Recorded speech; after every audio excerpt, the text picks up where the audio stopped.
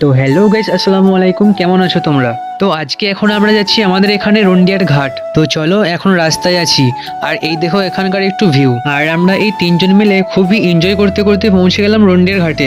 আর এখানে রোজ অনেকেই ঘুরতে আসে, আর আমরা মনে হয় আজ একটু তাড়াতাড়ি চলে এসেছি। আর গাইস, এসেই যখন পড়েছি একটু ঘোরাঘুরি আর ভিডিও শুট ও ফটো তোলা তো হবেই। তো তার আগে তোমাদের একটু চারপাশটা দেখায়। আর তোমরা অবশ্যই দেখতেই পাচ্ছ আমরা ছাড়া খুব একটা বেশি লোকজন নেই। তো চলো, এখন তোমাদের আগে এই সাইডটা একটু দেখাবো, তারপর যাবো ওই পারে। তো এখানে সব থেকে মজার ব্যাপার হলো এই পারটা হলো বাঁকুড়া জেলা আর ওই পারটা বর্ধমান। তো তার আগে ওই মাঝখানটায় একটু যাব কিছু ফটো তোলার জন্য। আর এখানে খুবই সাবধানে যেতে হচ্ছে, কারণ পাথরগুলো ছিল প্রচন্ড স্লিপ, আর একবার পড়ে গেলে বুঝতেই পারছো সব শেষ।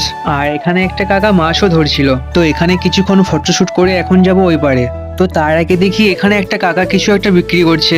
তো তার কাছে যেতে দেখি সে পেয়ারা, কয়েদবেল ও ঝালমুড়ি বিক্রি করছে। তো আমরা কাকুকে বললাম আমাদের কয়েদবেল মাখা দিতে, আর আমরা নিজেরাই বেছে নিলাম কোনটা আমাদের দেবে। তো তোমরা দেখতে থাকো কাকু কিভাবে কয়েদবেল মাখাটা বানাচ্ছে।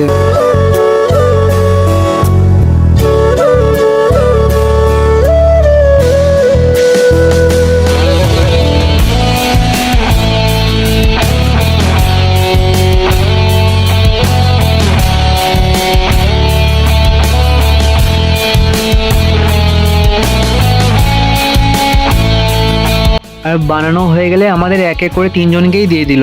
আর টেস্ট করে দেখি সত্যিই খুব ভালো বানিয়েছে। তো তাড়াতাড়ি খাওয়া শেষ করে এখন যাব নৌকায় চড়ে ওই পারে। তো এখন আমরা নৌকায় চেপে গেছি। তো এই ফার্স্ট টাইম আমি নৌকায় উঠলাম। তো এখন আমরা চলে এসেছি নদীর এই সাইডে, মানে বর্ধমান। আর এই সাইডটাও ছিল খুবই সুন্দর।